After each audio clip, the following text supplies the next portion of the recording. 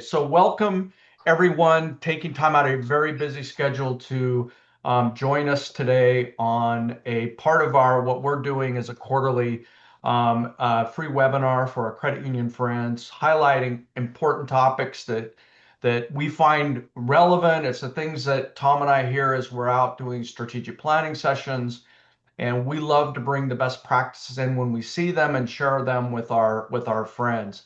And today is a special one. Today, our focus is on leadership development that is purpose driven and how a credit union can leverage that leadership development to grow their credit union and to create impact and expand impact in the credit union.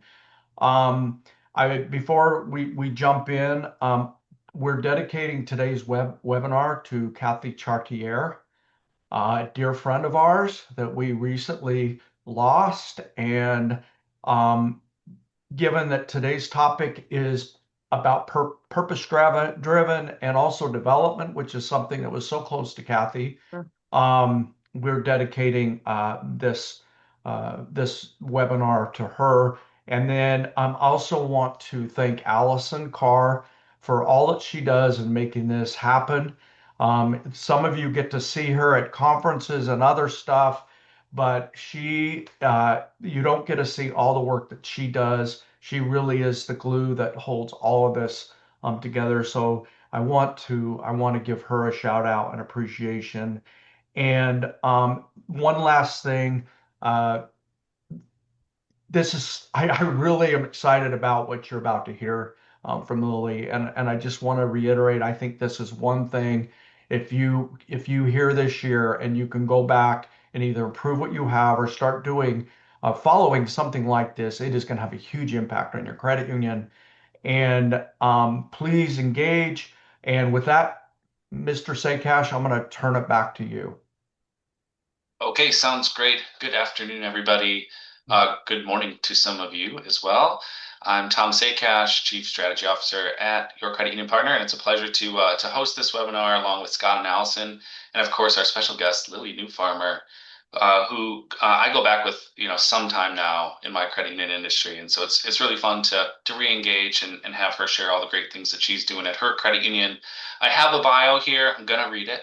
And then I have like a very personal, a brief personal story, and then we're going to get into some of the things that Lily's doing over at her credit union here. But let's start with the bio. So Lily Newfarmer serves as president and CEO of Tarrant County's Credit Union in Fort Worth, Texas, where she has led the organization for more than 25 years.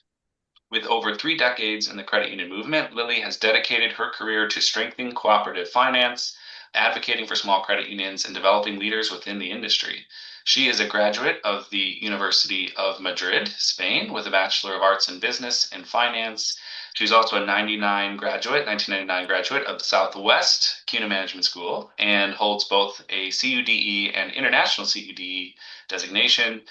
She also served as a member of the faculty at Southwest CUNA Management School for more than 20 years and co-facilitates Cornerstone's Principle and Philosophy workshop. Lily is a founding member and current board chair of the Credit Union Women's Leadership Alliance. She currently serves on the board of Filene Research Institute and also serves on America's Credit Union Small Credit Union Committee and Small Credit Union Advocacy Panel. Lily was also inducted into America's Credit Union's Museum's inaugural Credit Union Women Making History Her Story exhibit in 2022. How does she find time to do it all? Who can say? So my personal story with Lily is I was serving on the small credit union committee probably 8 years ago at this point, and Mike Shank stops me in the hallway of the old CUNA office buildings. I'm getting a little echo. Can anyone else? Is anyone else getting echo? I hear it. Yeah, a little bit. So maybe if everybody on the line could mute, that could help. I think you're good now, Tom. Yeah, sounds good now. Okay, so anyway, so Mike Shank stops me in the hallway and he says, Tom, I have the perfect person for the small credit union committee. Have you ever heard of Lily Newfarmer? And I'm like, no, I've never heard of her. And he says, you got to meet her. She's absolutely amazing. And I guess you, Lily, and Mike were serving on the Filene board together, and that's how he got to know you. And so like the next day, I think I called you And you and I sat on the phone for about an hour talking all things credit unions. And I remember I was sitting in the CUNA offices that were like 2 weeks later demolished. I was sitting in this room with all of this like junk basically piled up because they were ripping this place to the studs. And to that day, I remember the performance, the values performance matrix. You shared that the first time that we ever talked, and it's stuck with me Oh, ever since. It's oh, such a powerful idea, and it's so great that now we get to share it again with so many folks so that they can bring it back to their credit unions. So let's turn it back to Lily, or turn it over to Lily. We learned a lot from the bio, but maybe as a fun way to start this conversation, can you tell us a little bit about how you discovered the credit union industry or how you stumbled into it? I mean, yeah, that bio feels crazy to me. Like I hear, surely there's a shorter version somewhere, but it's also just this, I think it comes to the special kind of crazy, but um, thank you. And I actually adore the work and the time that I have with Mike Shank. He's amazing. You too, Tom. So having said that, and of course, Scott and Allison as well, thank you for having me. I will say, you know, I started in credit unions really by accident, like the majority of us did, right? Stumbled into it and then decided, oh, I think I may stay a while. Didn't really have any intentions of staying, but promotions sort of started happening pretty quick, um, and then it just sort of got in my blood, and I ended up staying. Now, my first credit union was in a military installation in South Dakota.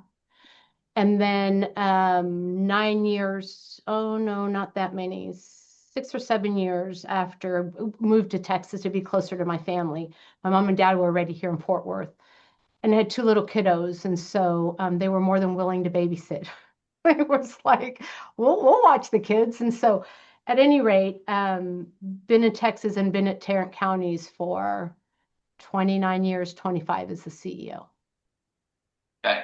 And so what's going on at Tarrant Counties right now? What's the big focus for this year or the next couple of years? Well, first and foremost, don't look at my call report, y'all. So, I mean, oh my gosh, so the struggle bus, right? In that, I think like most of us, and certainly smaller credit unions, and we've had the highest charge-offs and delinquencies in the history of the credit union, right? More volunteer repossessions more than anything, which is super interesting. But it's folks are struggling, right? Members are struggling, and we, instead of us stopping or really putting in some mitigation practices around helping to curtail, which we're doing some of that loan losses, we're really leaning into supporting members, and they need us now more than ever. So that's taken on a whole new face on what that looks like. The need is great, probably the greatest I've seen since even COVID. I mean, it's been a lot.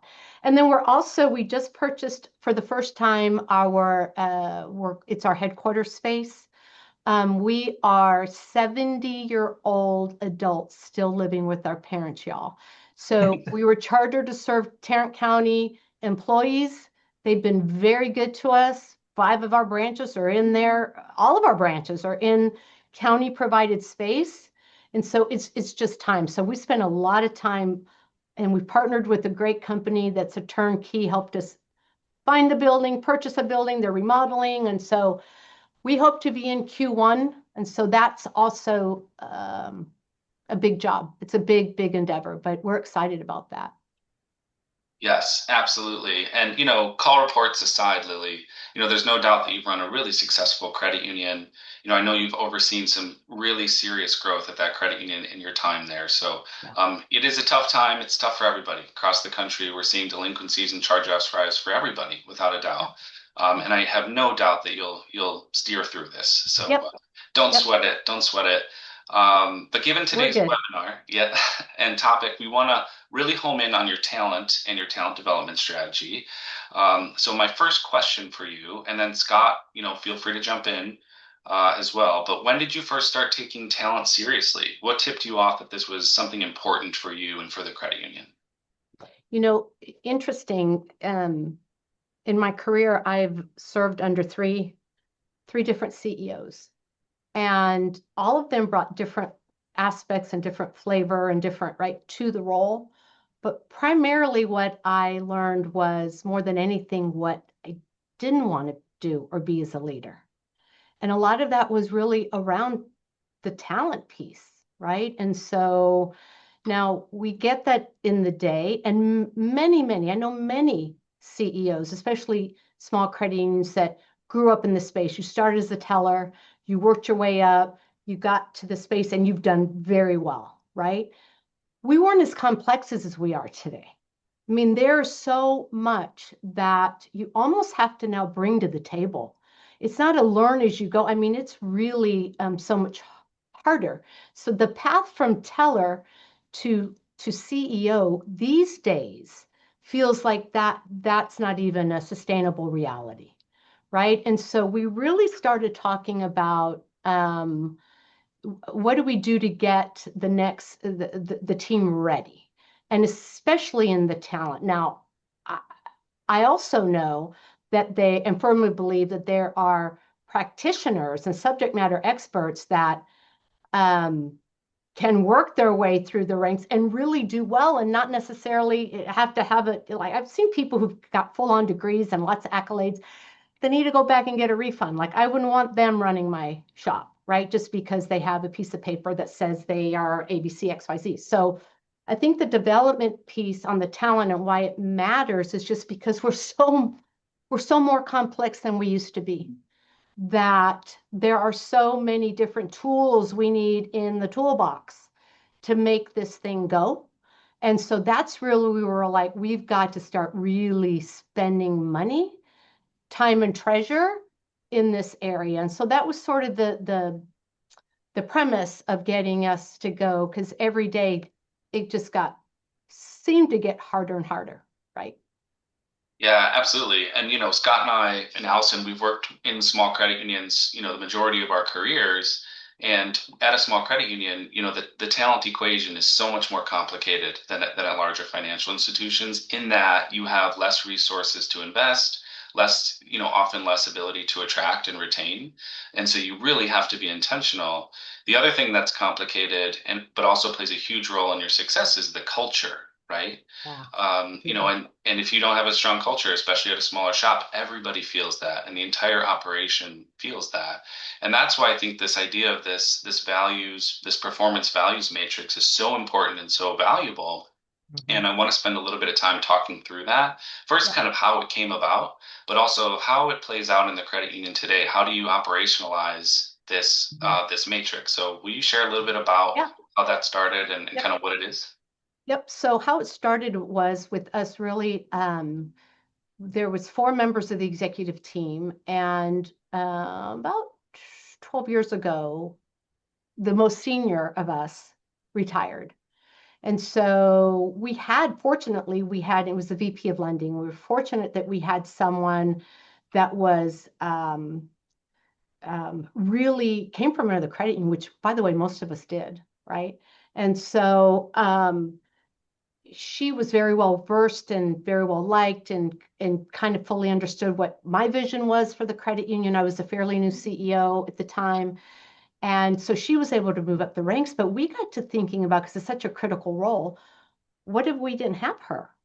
Like, of course you can hire from the outside and that's fine, but then that culture piece, you don't always get, right? And you have to kind of start over, and that's okay, but doesn't always. The part of the job and the work, right? That practitioner piece is so much easier than the culture piece. And so we knew and felt very strongly that the culture had to kind of come first. So we started doing a lot of research around how can we bake in culture. There was lots around performance. How do you evaluate but we wanted to bake in the culture piece. So we started doing a lot of research around different models and various things. And in 2017 is when we first started talking about the PVM, the performance value metrics. But then we took a step back and said, but first we need to make sure the team understands what we're trying to do around culture. And we felt like we were doing pretty darn good in culture, but we couldn't identify it. It felt squishy, like we couldn't actually, and much less put a performance piece around it. Like, are you doing good enough in the culture piece? And so we spent a lot of time training the team on what culture means and what it doesn't mean. And so we spent, golly, 6, 7 months just on that. Every training, we have a monthly staff meeting every second Wednesday of every month. And we spent a good portion of that hour and a half on culture. And then we had a great big event, all staff training, and we charged the team with one thing. Your ticket into, and it was at the main event. I don't know, of course, you have that around, but it's where you can bowl and play different games and arcade. And so we're like, we're going to have this event. Your ticket into the event is on a post-it. You need to write, what's a culture you would like us to continue to do? And again, we had all that training. And what's something you think we should eliminate? And so that was their ticket into the main event. And so once they all got in and we played for a couple hours, had lunch, we slapped all those post-its up on a great big, private room that we had back in that area. And we started seeing just a repeat message around. Of course, the ones that don't do this anymore, of course, those went to another pile. I can't even remember what I wish I could, because some of them were really quite funny in some instances, but at any rate. And then we started seeing a repeat like compassion, passion, empathy. And so we came to a place where we did everything wrong. They said, everything we read said, don't pick more than 2 or 3. Like, we had 8. So for a year, we worked with 8 different core values. And then we realized there was a lot of crossover. So now we're down to the 4, which is own it, do good, better together. And then the last one is be the joy. So once we got that nailed down, these are our core values, and built this culture around, then we were able to actually measure whether folks were leaning into it and performing with that in mind or not. The next step was the project, I keep calling it purpose, but it's not, the performance value metric, where you can actually score out an employee's purpose or culture and performance, to come up with the score and then determine what you do with that score, right? So that's it. Let me see if I can share. Let me see if I Yeah, can share. I know Allison's screen was bouncing, but let me see if I can share while you talk through it here. yeah. I'll just share this. Oh, can Okay. you see? I Yeah. don't know. Is this me sharing? I can see it. This must be Allison sharing. Yeah, this is me. Okay.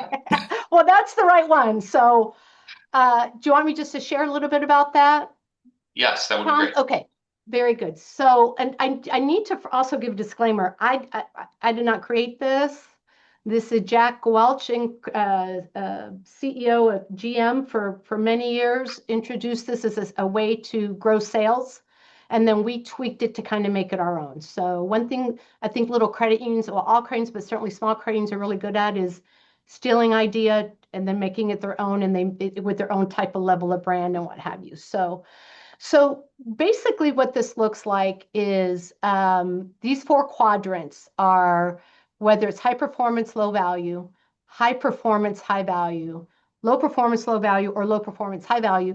There is a score. If you would just go to the next one real quick that shows the dot plot. I feel like I can't get my point list that everyone sees that next one. Do you know what I'm talking about, Alice? Yeah, yep. Okay, so you can see that little dot in the middle, right? But the other, if you go to the right, like you can see the right is the star, the align below. Those are the 4 quadrants that align with the slide we just showed. So if you'll go back to the other slide, Allison, I feel like, so keep that one, y'all, that we just showed you in the back of your mind, okay?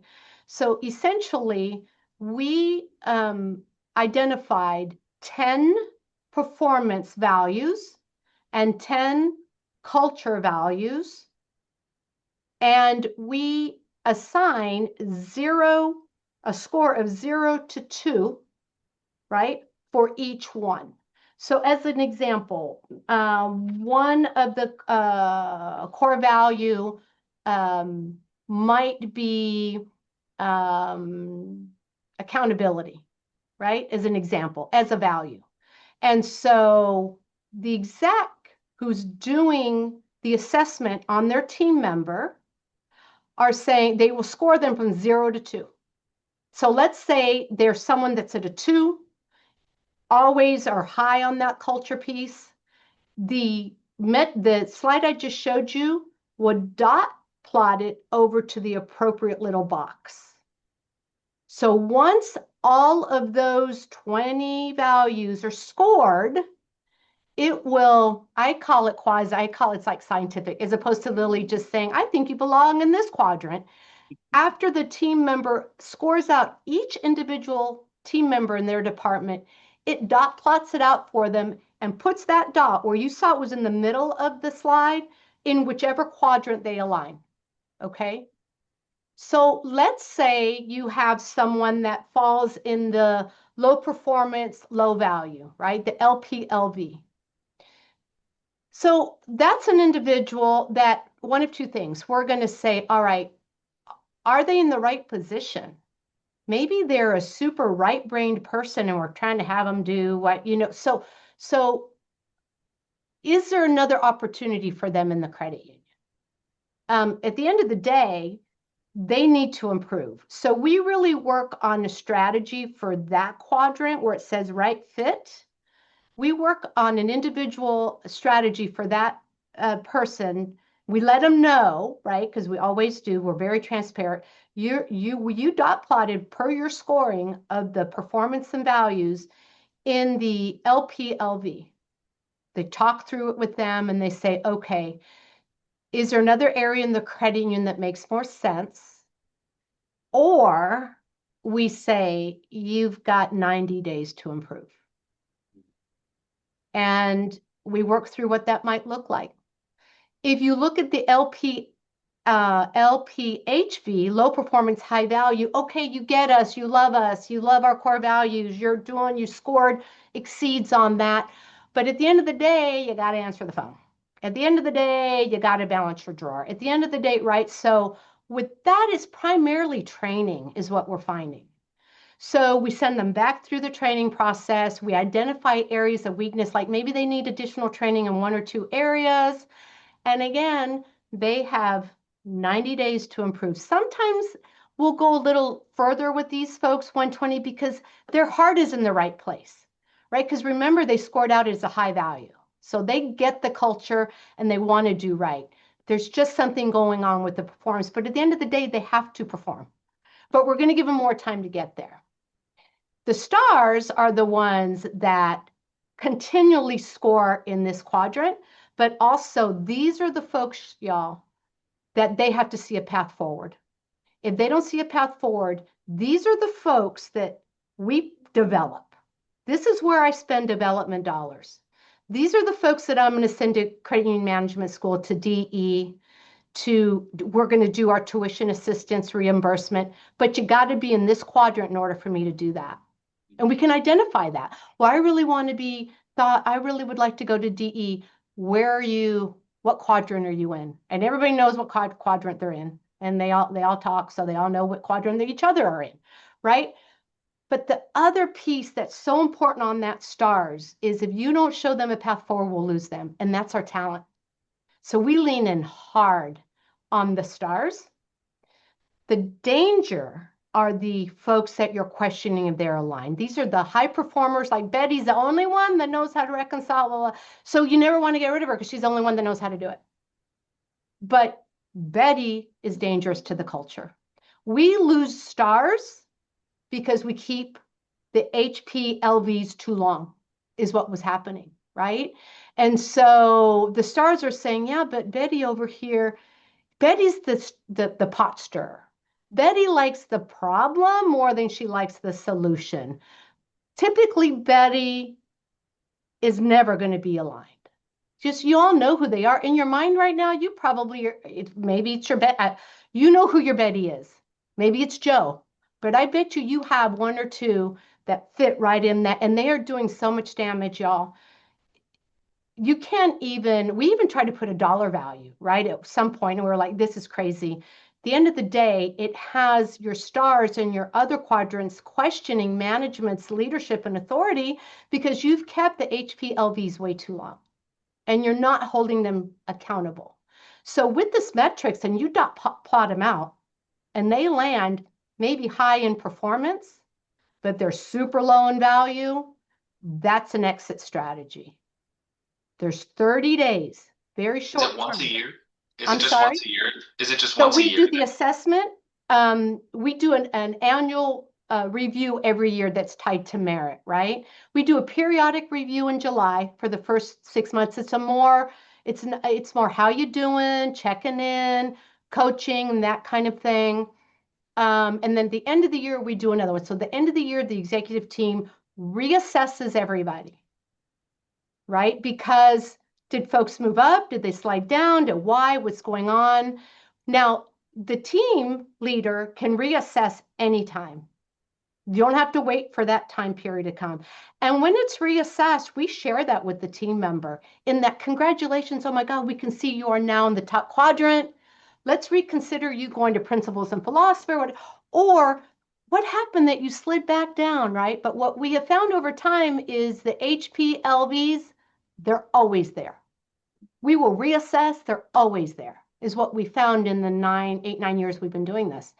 And so that exit strategy, typically what happens is we have a conversation around, you have 30 days to improve. And I'm not saying improve for, 2 days or 3 days or, yeah, it has to be a continual. And for you, my friend, we are reassessing every quarter, right? Just to make sure we don't lose sight. And what has happened, interestingly enough, y'all, is once we show them that they're in that quadrant, they self-select themselves. I mean, they typically leave on their own accord before we can even implement an exit strategy. And the thing is the rest of the team knows, right? And so this helps us have critical conversations. It Hey, helps us lean into the culture piece. I think I heard Scott before. oh, Yeah. sorry, I didn't mean to step on you. Oh, no, please. Well, I was just going to ask you about that piece, and it sounded like you were going into it. But as you're going through this, I had some traumatic flashbacks to my earlier career Yep. where I was not sure. I had someone in the star quadrant, and operationally, this person was a rock star. It was definitely a Betty, rock star, but she was terrible with everybody. Yep. And I remember trying to figure out how am I going to approach. I mean, I honestly I lost sleep. I'm like, okay, you think of all the ramifications. How am I going to structure that conversation? So could you just give a really high level, what does your conversation of that person sound like? Interestingly enough, Scott, typically there's no surprises, they know, right? And so there's some pushback and there's a lot of deflecting. When we have a critical conversation with an HPLV employee, there's a lot of, yeah, but look at what she did to me. And look at how, and this happened to me. There's so much deflection, and that just leads to, okay, but here's the thing. And by the way, I've had managers in that quadrant, and that was hard. Leaders, quote unquote, right? And so at the end of the day, the conversation is, but I need you to show up like this. And I need you to lead like this. Because at the end of the day, if you can't, this is not the alignment isn't here. Right? And so let's talk about what this can look like. Both how can we assist you and what do you need to do? Again, that accountability to treat your teammates with respect, and that that's not my job, and that's not my look. When you see the CEO plunging a toilet and what have you, that it's everybody's job. Everybody's job's everybody's job in a small shop, right? So really it's just being as transparent as possible. The other thing that happens is we're not doing folks any favors by continually giving them the highest type of scoring or the highest level of merit, because that's the easier thing to do. These critical conversations are hard, and I hate them for the most part, as most people do. But we also need to give them an opportunity to get some self-awareness around it, but also an opportunity to change and to improve. And so by us not having those critical conversations, so I spend a lot of time training the managers around what those conversations and them speaking their truth around when they evaluate. If you know for sure, and it's so interesting because um, what what we learn after once the exit strategies are in play and the person doesn't improve and they have to leave or they exit themselves out anyway is the things we hear after. Oh, well, yeah, did you? Well, she was also, I mean, that I'm like, oh my God, had I known half of that, I'd have been gone sooner, right? So it's so interesting that people also, this opens up an opportunity for folks to really lean into improving self-awareness, but also go, all right, I'm going to take some ownership, which is one of our core values, own it, around this is the quadrant I'm either going to want to stay here and get developed. All roads lead to the HPHV. That's what we say.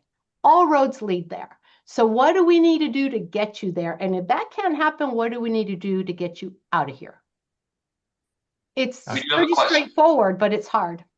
We do have a question Okay. in the chat from Cassie, and she wants to hear more about the assessment that's Yeah. used to plot folks. So, maybe Yep. the types of questions, how you Yeah. pick those questions, that kind of Yep. thing. Yep. Yep. And, one thing that I was going to ask actually that I think complements this question a little bit is how it maps up to the four core values, how those Yes. things that you're assessing on map up to the core Yep. values. Yep. They all lead back to those four. Okay, Mhm. let me find here. I'm looking for my little dot plot. Here we go. Okay. So as an example, some of the culture impact, right? And it's a rating from, so 0 is underperforming below expectations, 0.05 is meet expectations sometimes, 1 is meet expectations all the time, 1.5 exceeds sometimes, and 2 exceeds frequently, right? So then there are 10 different cultural values. One is your work ethic, judgment, communication, trustworthiness, initiative, teamwork, communication. So those are all the core values that either tie into own it, do good, empathy is another one, right? So we all make sure that all of those have a correlation to all four of the core values. And then be the joy in that, how do you treat your team? Do you play nice in the sandbox, right? And so that's an example of those 10. And then on performance, it's things like accuracy, quantity. Do you follow directions? Do you adhere to the credit union standards? Do you accept feedback and act on it? Do you meet deadlines? Preparedness. So just, the things that matter in your shop is what you want to focus on. And you could have 5 and 5 and just make that weighted average like instead of 0 to 2, it could be 0 to 0.5, right? So you can change it up how you want. And I'm happy, I don't know if you guys can see this and I should have, but I'm happy to show you or send this to anybody. And it is literally, it's so interesting to watch as you're scoring it, that dot moving over, where ultimately when you score out all 20, it lands in its home, right? If that makes sense. So, and then that's the sheet that we share with the team. And have the critical conversations around what that looks like. Okay, so I'm going to get this out so I can share the values. Because Okay. the next slide, Tom, shows, if you go back to that one, Allison, or go forward in that one, this gives an idea of, I think it's the very next slide. There. So next to that, right, is where the team member would do the actual, what's it called? The actual grading, if you will, of those values. Mhm. Okay. Okay, well, I know we can spend more time on this, but Lily, you're always very generous with your time. I think we can always share those materials with folks with the recording after the fact too. So stay tuned for those things. There are a couple of other major areas that I think we need to cover here. Okay. And the first one is around this effort that the credit union somewhat recently went through around cross training. Mhm. So you recently went through this process to ensure that you had backups, three deep, Yep. across the entire organization for Yep. all responsibilities. So Yep. how did that come about, and can you describe the process that you went through to Yeah. establish this cross training? Yes. So it was a lot of work, but it was super intentional, right? And it has to be. And so, because what we found again, you don't want to fire Betty because she's the only one that knows how to do. So this all ties into why Betty's going to go bye-bye and it's going to be okay, right? Because somebody knows how to do her critical function. And so what we did then was identify critical functions, right? And so in any particular role, it could be anywhere from 5 to 10, balancing the ball, reconciling the corporate account, um, well, anyway, you can imagine all what you would consider your critical functions. And then we're fortunate enough that because, again, part of the core values and this PVM that for about 2 years now, we have a dedicated trainer. Now, they also do a lot around engagement. They help support the engagement team, but they are the trainer. And so we made sure that we trained the trainer first in those critical components so that um, the trainer then could spend time with helping identify the five, and then really spending time training. Now, if we didn't have a trainer, we would pick the person most knowledgeable in that area, right? And they're the trainer, right? And so we did that for a period of time as well. It's a little more disruptive because now you're taking two people off the line or what have you. And so that has worked for us, but you don't have to have a trainer on staff by any means. And then honestly, and nobody had time for any of it, right? But then it was really around being intentional and saying, okay, on every Tuesday and Thursday, we're dedicating 3 hours.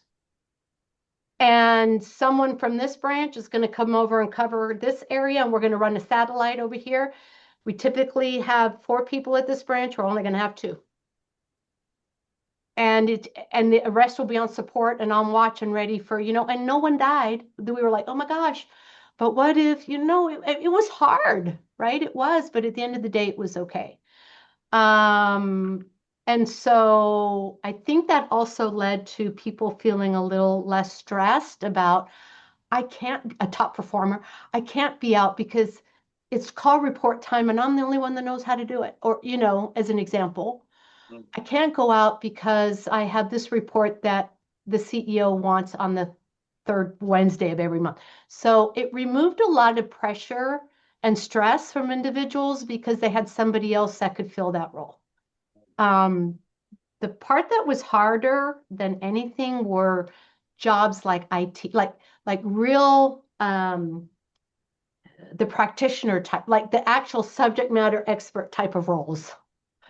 Like nobody wants, don't try to teach me IT. We could be in big trouble, right? I mean, I just push all the buttons and my team says, stop it, stop touching stuff.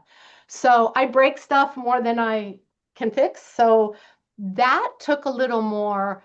There's areas that we realize at the end of the day that we're just going to have to get outside professional help, whether it's an accounting CPA firm, whether it's an IT type of assistant firm. I mean, there's just some areas that they're critical and you just can't, look, at the end of the day, if someone doesn't already kind of know the difference between a debit and a credit, it's really hard in that type of training environment to get them to fully understand that's how you reconcile a bank account. You can with time, and we're working through that. It just takes longer. So did that answer your question, Tom? I think Yeah, I it did. It did. wonderful. So, Okay. so for those folks or those responsibilities, I should say, where you don't have somebody on staff that can serve as a backup, the policy is that you have a backup, but it's might be a third party or an external. Absolutely. That's Yes. right. Okay, Yep. I got it.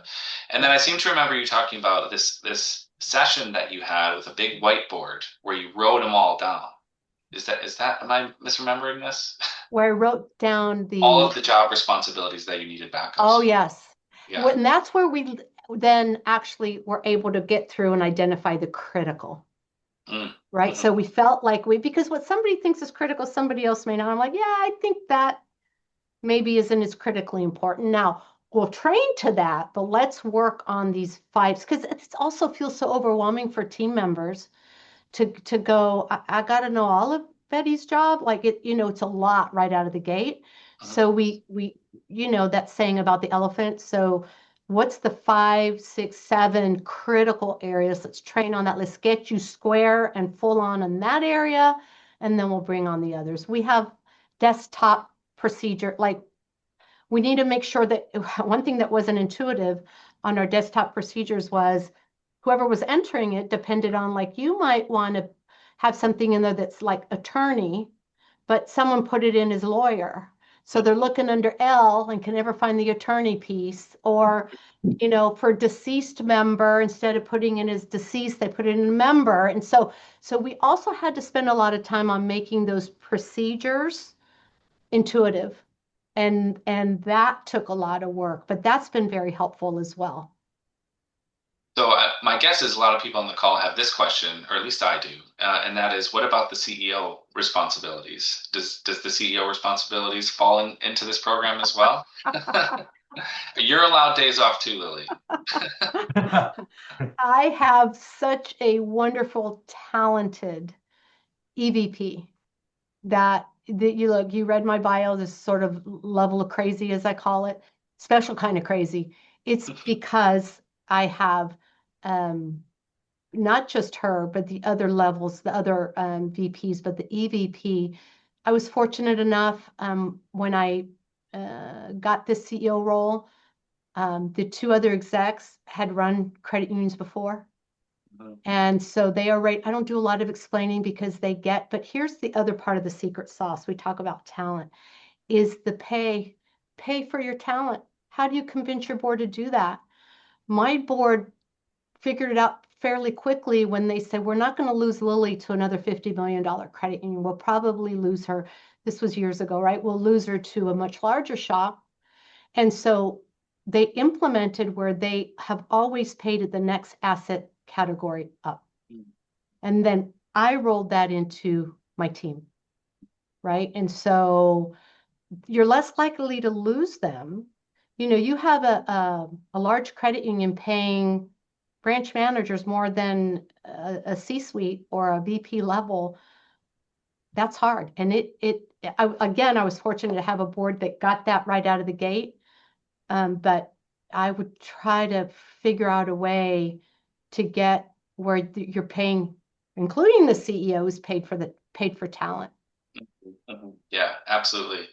Yeah, and that's a good segue to retention. That's a big area that I think is impacted by this program. So Yeah. you're giving folks the opportunity to learn new skills, to develop their craft, to sort of dive into different areas, which hopefully is something that they like, and something Yes. where they're feeling invested in.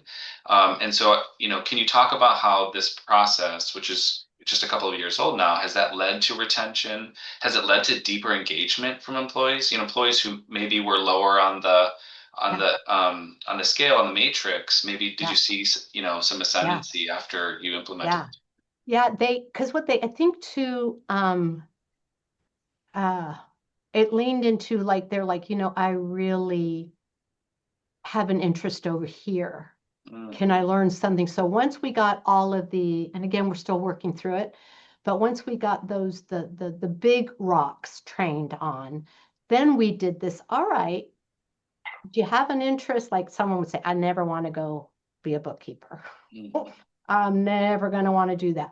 But I really like the engagement piece or the training piece. So now we're doing some, but cross training, what have you, cross department, and that's been fun to watch.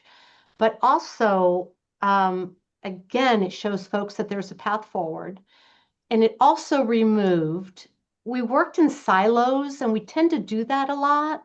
And that's where well, that's not my department and that's not my job. And so what it eliminated or helped reduce was oh, I get now why this has to happen so that this can happen, right? Because now that those silos and that narrowness is removed, but they just didn't know. They didn't know.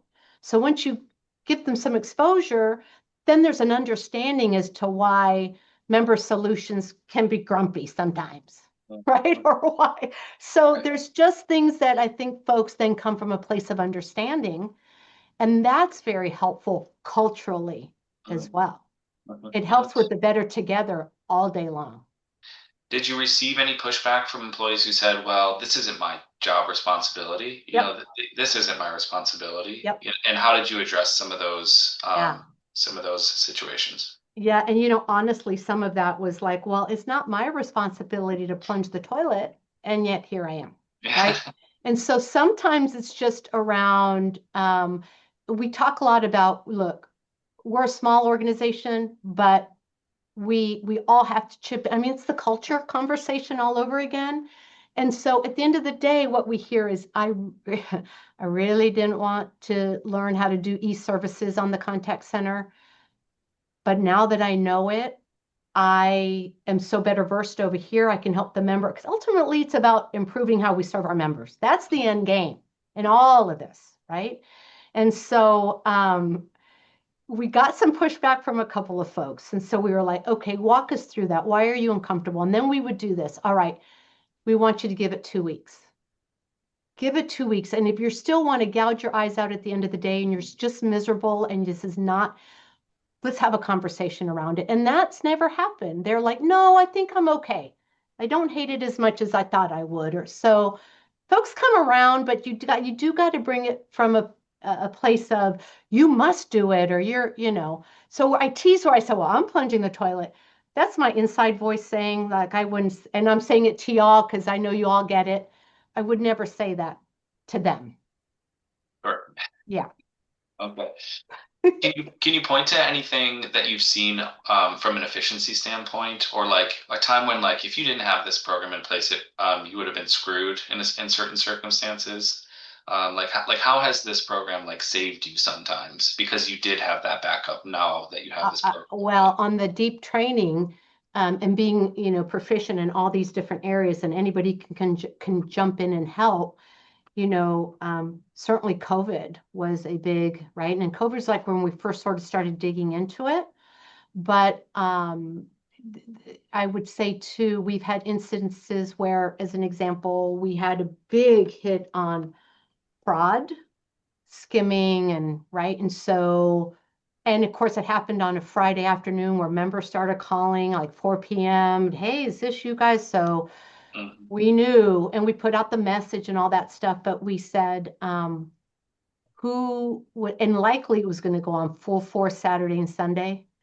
And so we asked team members, and everyone has a laptop because of COVID. Everyone can work from home. And although we're all back in the office these days, we asked for volunteers to work shifts on Saturday and Sundays to assist members who, and at the end of the day, it was to save us from the losses. I mean, look, it's a selfish motivation as well.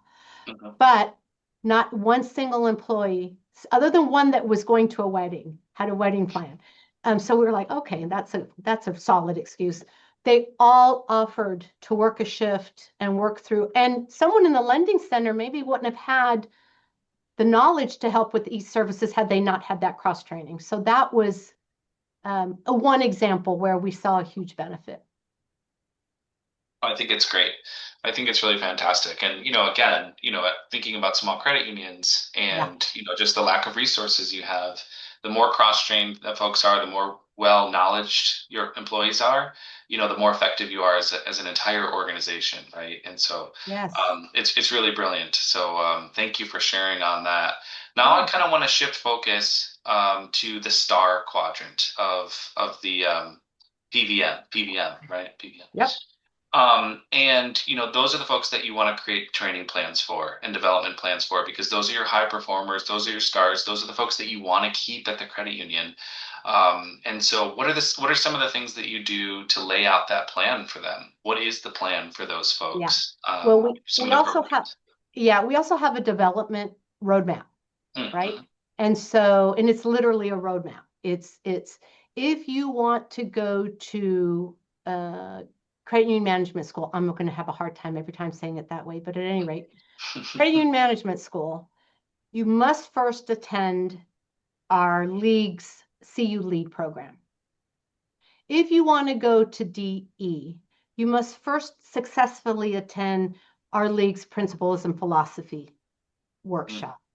If Mm-hmm. you want to go to, I mean, so there's just various because now we can leapfrog anyone, right? If someone comes in and we're like, yeah, well, I'm not going to send this person to the league when she's already come from, right? So we can leapfrog anyone. But otherwise, frontline staff and folks like that, they have to follow, and it's on the staff portal. They can see it because we used to get, well, how come you sent Lily to CUNA school, but you didn't send Betty? Well, because Lily did the CU lead and finished it, right? And so that development piece, so we show that the roadmap, if you will, to the stars, the folks in that quadrant. What is your next step? So you finished the principles of philosophy workshop. Are you ready to go to DE? Right? And some of them will say, I think I'm good with PMP. I don't think I drank the Kool-Aid. I don't need more, right? Others are like, oh yeah, when can I go and what does that look like? And then during the budget time is when we then put budget dollars to all of those training opportunities. And so it starts with the roadmap. Or if someone has gone through like, okay, they recognize that in order to be the CEO, maybe they want to be the CEO someday. My board does mandate that this position have a degree, right? And the education component. And so we say, all right, if you're interested in this seat, this has to happen. And so is tuition assistance your next? Is that what that looks like for you, right? And we pay 100% if they make a B or above. So those are the conversations we have to get folks ready. And we don't make them stay for 12 years after they graduate or to me, it feels like a bad marriage. If you want to leave after I've spent $10,000 on you going to CUNA school or credit management school, I just hope you go to another credit union. Like, you know what I'm saying? Like, but I'm never going to hold you hostage. So I don't have any of those agreements in place. Not that I'm not opposed to them. I just, that's something that culturally we don't do. Mhm. Okay, so being above, I would have been in some trouble at Tarrant counties. Just joking, just joking. Well, we would pay a percentage. Then it's like 75% for a seat, you know. Yeah, But if I'm you just flunk out, I'm not going to pay, Tom, just so you know. Okay, so that's kind of the external. Scott, did you have a question? I just a quick observation. What Lily's taken us through, I mean, this is heavy lifting. And so, if you're on that phone on this and you're looking, oh my gosh, but you do this, and what happens if this happens, and you're playing all those scenarios out in your head. I've had the opportunity several times to be in front of Lily's leadership team. And it's always one of the best experiences to have because the leadership team is confident and they're engaged. They're engaged in the conversation. When we're talking about important issues, people are engaged in it. You can tell they want to be there. Their voice wants to be heard. And so you look at what are the outcomes of doing this. And I would say, look at the credit union's performance over the long term since it started. Number two is, when you can get a leadership team that's confident, competent and engaged, that will get you a long ways. And the last thing, one of the visits, one of the Lily's branch managers offered me a tour of the credit union, and as we were talking, I thought I'll throw a few questions out. I'm like, so what do you think of the credit union? Oh, I love it. So what are your plans? And this is a younger branch manager, and she says, "Oh, I want Lily's job. I'm working towards Lily's job." Right? And so these are those kind of things. What does success of something like this look like? It's financial and growth, but it's also that culture piece. And anyway, I just want to make sure before we got done that I made that observation because there are clear rewards for going through this high level effort. Yeah, at the end of the day, Scott, it's all about strategy and it is work, you guys, but it's only work. The heavy lifting is in the front of it. Like, so once you get these things in place and you will tweak them as you go and you go, oh, that didn't work. And, and that's fine. But the heavy lift is really at the front end. And then the rewards as you work through really outweigh it, outweigh the heavy lifting, if you will, that it took to get these things implemented. Yeah. Now, I know we're scheduled until 3:15 Central Time. I Okay. know, but I also know that folks may have to jump off at the top of the hour, so I want to be sensitive to everyone's schedules. But I thought maybe, Allison, at this point, we could launch the poll questions. So we have some poll questions centered around this topic, just to get a sense from Great. everybody on the call, kind of where they're at from their talent development strategy standpoint. And then so maybe we'll launch the poll, and while we're doing that, also think about questions that you have for Lily about some of the things that she's shared. And then I'm going to ask Lily a fun question, which is, what's the best training out there that you've ever sent someone to that's not Western Community Management School, or Ah, sorry, Southwest Community Management School ah. or DE? And then, just it's also important, I think, that we remind folks what DE is because not everyone Yeah, knows. good. So DE is the Credit Union Development Educator Program that's operated by the National Credit Union Foundation. If you think about CUNA Management School teaching you leadership and sort of operational, how to run a really well-run credit union, DE teaches you the heart and the values, or what the impact credit unions can make on some of the deeper societal issues that we face. It's like really learning about the heart of credit unions and the philosophy of credit unions. So it's that mission margin sort of balance. Right. Which actually, Lily, I was thinking kind of aligns with your matrix, right? The culture Yes. side and the performance side. So Yes. I think Yes. that's pretty cool. But anyway, so aside from DE, aside from Key Management School, best training out there, best And I kept think, secret. yeah, well, I don't even know it's a secret, only that I love this program because, especially running a small credit union, travel is extremely expensive. Getting folks between the airfare and the hotel so I'm always in favor of anything we can do online and self-paced. And Q's has a really great online training program. My managers are going through that. They're required to do, I don't forget how many a year. And then we're drilling it next year down to supervisors. And then after that, it'll be frontline staff. But when Heather McKissick took over Q's, I kept saying to her, man, the price point, I just can't. I go out and look at it and I'm like, and everything I'm hearing is from big credit unions. And she has reduced the price point where it's affordable now, y'all. So you may want to look into that. So much so that I've now extended it to my board.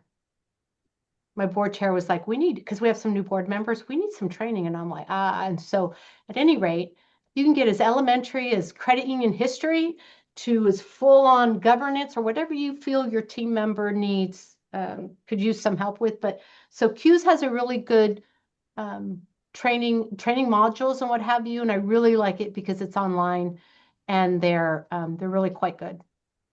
Okay, great. Shout out Heather McKissick. Shout out Jessica Rubish, who's Yes. also used these days. Yes. Well done, Q's. Thank you for sharing that, Lily. Yeah. So, Allison, do we have our poll results?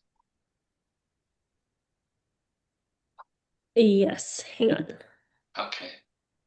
So, And Lily didn't get to fill it out. Sorry, I Lily. didn't. Wait, that's okay. can everyone see the results? Yes. Yes, we Okay. can. So Oh, first one that'd be here, which best interesting. describes your credit union's talent development approach today? And the vast majority of folks, or I'd say the majority of folks said we maintain some programs, but no larger strategy. Our program is informal and varies from manager to manager.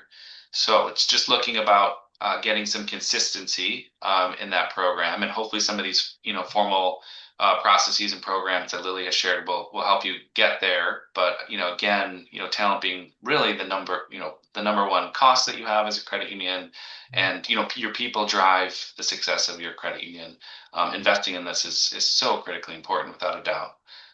Number two, if you scored every employee on performance and values, what percentage would fall into the top left quadrant?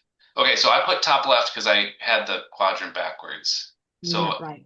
we should be clear. So this is high performer, low values is top left. Yes. So that's what folks are saying. This is poll question error on my part. I apologize, but I think that's what everyone is saying, based on what you shared earlier. That So 90% would be what, Tom? What was that? so 90% of your employees would fall into the top left. But that was a talk about a complicated poll question. I know. And it's flipped. So HPHV, high performer, high value, would be 90%? Or Not the many other way? people answered that one. I see. Majority of folks said They are high performer, performer, low value. yes. Interesting. That So is, yeah. so let's just double click on that because we did get a question on that. Okay. For that person, at your credit union, what is the right conversation? What is the plan for that person to get that dot plot over to Yeah. to the star quadrant? Yeah. And you have to be really specific.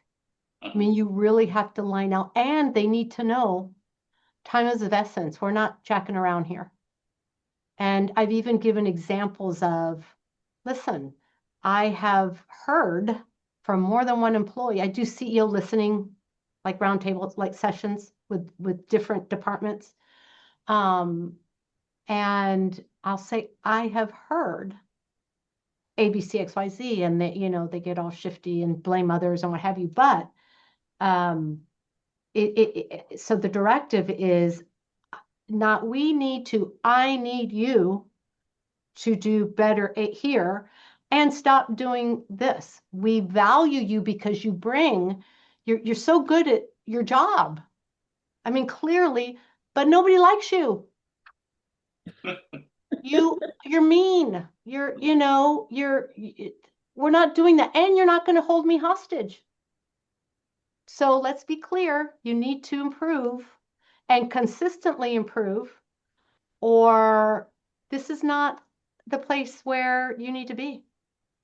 Yeah. Will you drill down on some of those measurements? Your list of 10 measurements. Yeah. Will you drill down with the employee and say you scored a Oh, 0 yes. or a Oh, 1 yes. on it? They get the whole PVM that shows the scoring, shows the dot metrics, and they sign. There's comments for them and comments for the exec or for their manager, and then for them to sign, and it talks about the next steps, right? So that everyone's clear. Yeah. Great.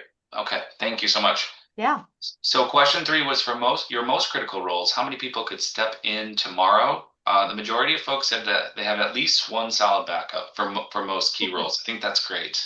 I think that's a good result for sure. Yes. Several single points of failure, so there is still some work to be done on that front.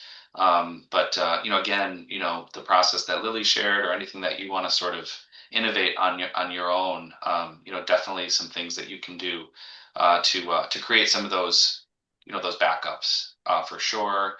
Number 4, what does your credit union actually invest in what does your credit union actually invest in for employee development? So that you have 36% dedicated budget and protected work time.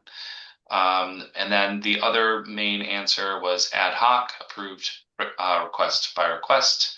And then the third one was budget exists, but daily work wins out. This is across the board, and all common answers that I would expect from folks. But good insight there. And then lastly, what role, if it went vacant tomorrow, would hurt the success of the credit union most? Allison, do you have? Yeah, I'm trying to pull that up real quick. Okay, hang on. So feedback that people responded with would be IT, One person responded CEO, accounting, ops manager came up, Mm. loan manager, and then looks like we have one, two, looks like IT is the number one. We had that come up 5 times, followed by operations and lending. Yeah, I mean, absolutely. I mean, they're really you're naming like the 4 or 5 key roles, at a smaller shop Yes. without a doubt, Yes. right? And I think that just begs the importance of why you have to have a backup plan, a succession plan, for each of these positions, without a doubt. That's a big takeaway I think from this session, is get that piece in place, because it's really important. And if you do lose someone, and you can, and Lily actually had a sort of an anecdote with a personal experience, that we didn't get to today. Well, maybe we do have 5 minutes. Do you want to talk about your star that you lost, potentially lost, Oh, yeah. the credit union, and what Yeah. that's meant for you? Yeah. I'm happy to do that. So I had a call from a CEO within my chapter that said, hey, he'd gone out of retirement twice, you guys, and then got called back twice. One of the CEOs that they hired passed for his replacement, and then they hired someone else. And Mark came back for a period of time, and then they hired someone else. And the regulator said, and told the board, you need to remove this person. And so they removed him, and then so Mark had to go back. And now he's like, I want to retire. Lily, do you know anybody who you think is ready or is almost ready but has the right? And I said, and I didn't want to say this, and I said, I may know somebody. And he already knew who she was because she's very outgoing and very involved in our chapter. And I said, but I need to talk to her first. And she'd already shared with me that she has a desire to be the CEO someday. And so I said, let me get back to you. So I called Melissa into my office that afternoon, and I said, I hate to even say this. I said, but there could be an opportunity where you could train 2 or 3 months with an exiting CEO to become a CEO. I hate to lose you. I don't even know. Like, I hated it. I said, but I know you feel like you're ready, and it's still some time before I exit. And so this could be an opportunity for you. And she said, oh, really? And asked me who the credit union was and everything else. And so she said, let me think about it. And I said, well, let me know and I'll call him back. So at any rate, she came back the next morning and said, yes, that she thought that could be a good move for her, that she did feel ready. And um, so she gave me her notice and went to work for this individual, and then was there for 10 months and gave me a call and said, can I come home?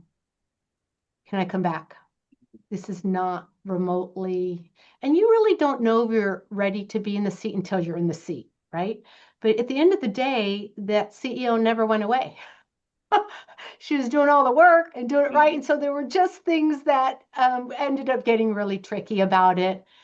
And honestly, had I known, I would have never, right? I feel like I threw out to the wolves, and then the baby wanted to come back. But, and so of course, and I had not filled that role yet. And so of course, I said, every time I see her, I'd say, you okay? And she goes, I'm working through it. And I could tell there was a struggle, right?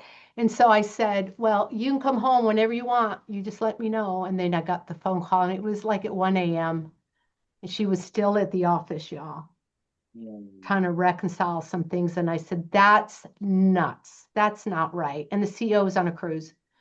And so the examiners were coming in, like it was a Sunday, that Monday, and he wouldn't be in the shop for the exam. And I said, yes, come home. And we had a staff meeting so on Monday, she gave her notice, and she said, of course, he's going to tell me to leave. So she said, can I come to the staff meeting on Wednesday? So I said, absolutely. So we did a whole, like, I got some exciting news. And I said, well, our newest employee come join us. And she came around the bend, right? And so everyone yelled and screamed and hoopla. And so that was fun. But, I was ready to release her because she was ready for bigger things. Yeah, and I mean, and I think that's so beautiful, right? I mean, that's what we want in the credit union industry. Yeah. We don't want to, keep our best secrets hidden, especially from a CEO succession standpoint. We know that's one of the greatest reasons why smaller credit unions merge is because they can't find that next great leader or that person who's ready to take on that job.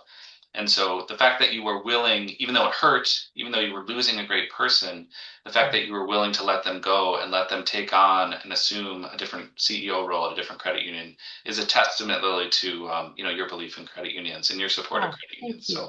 So that's Thank really you. fantastic. So I know we're towards the end here. Scott, do you want to take us home with any closing remarks or words of wisdom Yeah, thank before you. we say thank you to Lily? Oh, Oh, yeah. Just, thank you so much, Lily, for being here and providing this. It's a huge issue. Um, I've been in your shoes, although I didn't have this tool and I struggled, and honestly made some mistakes. And I know that this tool is going to help a lot of credit unions. And just what I would say to those of you that are gonna use this tool or go back and make some changes. I empathize with the challenges that this is going to bring for some of you guys, but I also know that at the end of the day, what is the alternative? We want to make sure credit union is going to be here another 20 to 50 years. We're going to need good quality people to do it.